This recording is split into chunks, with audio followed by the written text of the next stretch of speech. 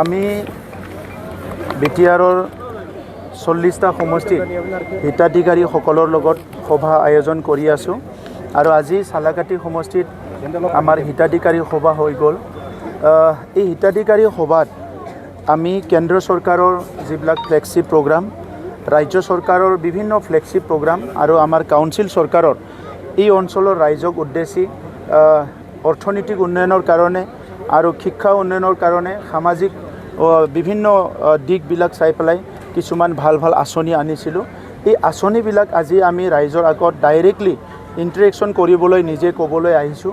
কাৰণ বহুত সময়ত আমি দেখিছোঁ স্বাধীনতাৰ পিছত কেন্দ্ৰীয় চৰকাৰেও বহুত ভাল ভাল আঁচনি দিছে, দুখীয়া মানুহৰ কাৰণে, খেতিয়কৰ কাৰণে, মহিলাসকলৰ কাৰণে, শিশুৰ কাৰণে, বৃদ্ধসকলৰ কাৰণে, সকলো শ্ৰেণীৰ কাৰণে ভাল ভাল আঁচনি দিছে।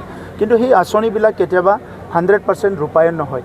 যেনেকৈ আজি PMYৰ ঘৰ আজিৰ সময়ত আমি বহুত নিৰ্মাণ কৰিলোঁ। অকল চালাকাটিতে আগৰ 17 বছৰত 505টা ঘৰ আছিলে, আজি ইয়াত 5000তকৈ অধিক ঘৰ নিৰ্মাণ কৰা হ'ল।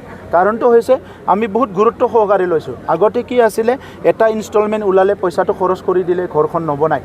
এতিয়া দুখীয়া মানুহৰ কাৰণে তেখেতক এই পইচাটো লাগে, কিন্তু আমি মনত পেলাই দিব লাগিব যে যদি এখন ভাল ঘৰ বনাই ল'ব পাৰে, যিটো PMYৰ ঘৰ হওক, আৱাস যোজনাৰে ঘৰ হওক, কিন্তু 20-25 বছৰ আৰামছে যাব। নহ'লে কি হয়, প্ৰত্যেক বছৰে বছৰে ঘৰ বনাই থাকিব লাগে আৰু দুখীয়া মানুহৰ কাৰণে বছৰে বছৰে ঘৰ বনাব কাম কৰিব, এইটো অসুবিধা হয়। গতিকে সেই ঘৰ নিৰ্মাণ কৰাত আমি সহায় কৰিবলৈ তেখেতসকলক আগবাঢ়ি আহিছোঁ বা অনুৰোধ কৰিছোঁ। টয়লেট দিছে SBMৰ স্বচ্ছ ভাৰত মিছনৰ। এই স্বচ্ছ ভাৰত মিছনৰ যিটো SBMৰ টয়লেটবিলাক নিৰ্মাণ হোৱা নাই বহুত জেগাত, এইবিলাক কথা আলোচনা কৰিছোঁ। খেতিয়কসকলৰ কাৰণে PM কিষাণ আঁচনি আহিছে, আয়ুষ্মান আহিছে। প্ৰত্যেকটো আঁচনি কেন্দ্ৰীয় চৰকাৰৰ বহুত সুন্দৰ আঁচনি। আৰু ভাৰতৰ প্ৰধানমন্ত্ৰী নৰেন্দ্ৰ মোদী ডাঙৰীয়াই ভাৰতবৰ্ষখন বিকশিত ভাৰত, বিকশিত ভাৰত নিৰ্মাণৰ কাৰণে চব ফাউণ্ডেশ্যনটো অলৰেডি কৰিলে।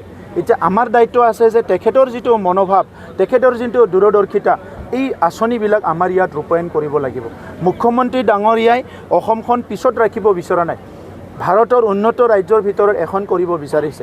গতিকে যি আঁচনি দিছে এই আঁচনিবিলাক 100% ৰূপায়ণ হ'ব লাগিব। আৰু আমাৰ বড়োলেণ্ড অঞ্চলত 30-40 বছৰ অস্থিৰতাৰ কাৰণে, সংগ্ৰামৰ কাৰণে, বিভিন্ন কাৰণত ইয়াত উন্নয়নবিলাক হোৱা নাছিলে। আজি আমি শান্তি ঘূৰি অহাৰ পিছত আমি সকলোৱে ক্ষিপ্ৰতাৰে সেই উন্নয়নটো লৈ যাবৰ কাৰণে কাউন্সিলত যিখিনি টকা আহিছে, এই টকাবিলাক আমি লাইভলিহুড মিছনত আনিছোঁ। এই টকাবিলাক আমি গাহৰি পালন, মুৰ্গী পালন, বিভিন্ন আঁচনি, হেণ্ডলুম, বিভিন্ন আঁচনিলৈ লৈ আহিছোঁ। স্পৰ্টছত আমি এই আঁচনিটো বিভিন্ন ভাল আঁচনি লৈছে। মই ধন্যবাদ দিব লাগিব প্ৰধানমন্ত্ৰী ডাঙৰীয়াক। আমাৰ যিটো এই বছৰ এমাহ আগত আৰম্ভ হোৱা যিটো CM কাপ, সেইটো আজি ৰাষ্ট্ৰীয় পৰ্যায়ত আমাৰ প্ৰধানমন্ত্ৰী ডাঙৰীয়াই মন কী বাতত ঘোষণা কৰিছে।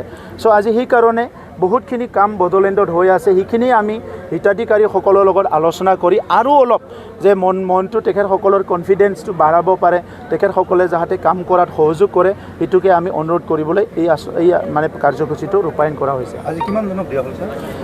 আজি ইয়াত চালাকাটিত একজেক্টলি নাজানো, কিন্তু এতিয়া আমি দি আছোঁ 10 হাউচৰ 10,000 ছেল্ফ হেল্প গ্ৰুপক 10 হাউচৰ বিভিন্ন বস্তু। আমি প্ৰথমতে মাইনাও চোৰাং বিথাংকীৰ দ্বাৰা 10,000 ছেল্ফ হেল্প গ্ৰুপক 25,000 কৰি আৰ্থিক সাহায্য দিয়া হৈছিলে বিভিন্ন কাম কৰাৰ কাৰণে। এতিয়া আমি দিছোঁ 10 হাউচৰ। এইটো কি হ'ল, বহুত ছেল্ফ হেল্প গ্ৰুপে মোক ক'লে যে গাঁৱত পূজা যেতিয়া হয়, বিয়া যেতিয়া হয়, বিভিন্ন আমাৰ কি আছে চেয়াৰ লাগে, কিবা কিবি বাচন বৰ্তন লাগে, এইবিলাক নাথাকে, বহুত কষ্ট হয়। তো এইকাৰণে 10,000 ছেল্ফ হেল্প গ্ৰুপক 10 হাউচৰ বস্তু দিয়া হৈছে, এইটো আৰু 6 ফাইনেন্সৰ দ্বাৰা। সেইটো আজি বিভিন্ন গাঁৱত প্ৰায় 10,000 গাঁৱত সেইটো গৈ পাব। মুখ্যমন্ত্ৰী মুখ্যমন্ত্ৰীৰ পৰা 5দিনীয়া টুৰ বড়োলেণ্ডত কৰিব। আৰু মুখ্যমন্ত্ৰী ডাঙৰীয়াৰ এই টুৰটোৱে আমাৰ যিটো ডেভেলপমেণ্টেল বিভিন্ন চিনাৰিঅ'বিলাক, বিশেষকৈ তেখেতে 2টা প্ৰগ্ৰাম কৰিম বুলি কৈছে। এটা হ'ল পাৰ্টিৰ কাৰণে, তাত তেখেতে পাৰ্টিৰ কথা পাতিব, দলীয় কথা পাতিব, কিন্তু এটা ৰিভিউ কৰিব য'ত DC অফিচত ফ্লেগশ্বিপ প্ৰগ্ৰামবিলাক লৈ পেলাই। সেই ফ্লেগশ্বিপ প্ৰগ্ৰামবিলাক আমি যেনেকৈ লৈ আছোঁ 40টা সমষ্টিত, তেখেতে ডিষ্ট্ৰিক্ট লেভেলত কৰিব। আৰু এই ৰিভিউ কৰাৰ লগে লগে যদি ক'ৰবাত পিছ পৰি আছে, কোনোবা এটা বিষয়ত পিছ পৰি আছে, সেইটো আৰু ক্ষিপ্ৰতাৰে সেইটো ৰূপায়ণ হ'ব। কংগ্ৰেছৰ ডাঙৰ নেতাই যুঁজ হ'ব বুলি কৈছিলে, যুঁজ শব্দটো বড়োলেণ্ডৰ কাৰণে এটা ভয়ানক শব্দ। আমাক আৰু ভয় খুৱাব নালাগে। যুঁজ বুলি ক'লে আমাৰ মানুহবিলাকে ভয় কৰে।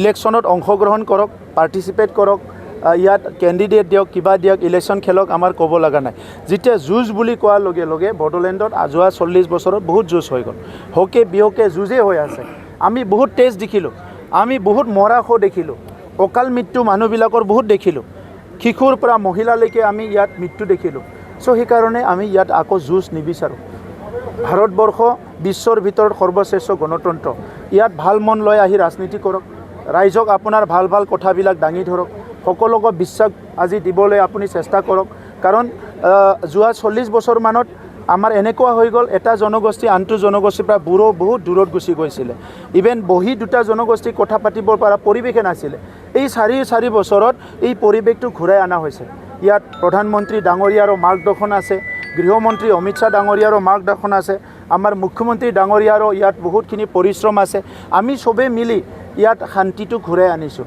গতিকে আজিৰ সময়ত আকৌ কোনো যুঁজ কৰিব নালাগে যুঁজ কৰিবলৈ চিন্তা কৰি বড়োলেণ্ডত আহিব নালাগে যেতিয়া বড়োলেণ্ডত আহিব শান্তি সম্প্ৰীতি নিৰাপত্তা আৰু বড়োলেণ্ডৰ এই বেচেৰা 35 লাখ জনসাধাৰণে বহুত কষ্ট পাইছে আৰু কষ্ট নিদিওঁ বুলি এটা মনোভাৱ লৈ যাতে ইয়াতে আহে মই এইটোকে অনুৰোধ কৰিম স্যাৰ মন্ত্ৰী ৰঞ্জিত ঠাকুৰ মতে যি দলে চাওক সেইটো ৰঞ্জিত দাস ডাঙৰীয়া দীঘলীয়া এটা ৰাজনীতি এক্সপিৰিয়েঞ্চ আছে তেখেতে কিবা এটা চিন্তা কৰি কৈছে গতিকে তেখেতৰ ওপৰত মই একো কমেণ্ট নকৰোঁ তেখেতৰ চিন্তাটো তেখেতে কৰিছে আমাৰ চিন্তাটো আমি কৰিম আজি যিটো চালাকাটি সমষ্টিত বিপদসকলে প্ৰাৰ্থী নিক্ষেপ কৰাৰ কথা চৰ্চা লাভ কৰিছে এইটো আপোনালোকৰ তাত লাভ কৰিছে আমাৰ তাত এতিয়ালৈকে লাভ কৰা নাই আমাৰ তাত কামহে চলি আছে 40টা সমষ্টিত আমাৰ একদম মানে 3200 বুথত আমাৰ কাম চলি আছে 40টা সমষ্টিত আমাৰ কাম চলি আছে সুন্দৰ এটাৰ একছে বাৰ্কাৰ এক সব সমষ্টিতে আমাৰ কাৰ্যকৰ্তা ৱাৰ্কাৰবিলাক ৰাইজৰ লগত আছে বহুত উৎফুল্লিত হৈ পেলাই কাম কৰি আছে